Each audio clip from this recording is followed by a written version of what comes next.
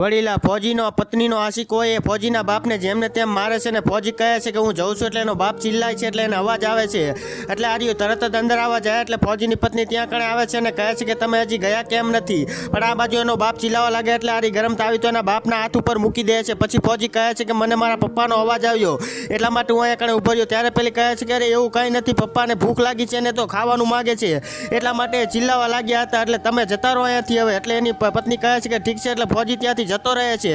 પછી મિત્રો પાછળથી આર્યા એને નીચે ફેંકી દે ને ફોજીની પત્ની કહે છે કે જો તે તારા છોકરાને કંઈ પણ કીધું તો હું તને જાનથી મારી નાખીશ। એટલે ફોજીનો બાપો એ કહે છે કે મારો છોકરો જરૂર આવશે અને તમને બંનેને મેળવાનો નથી।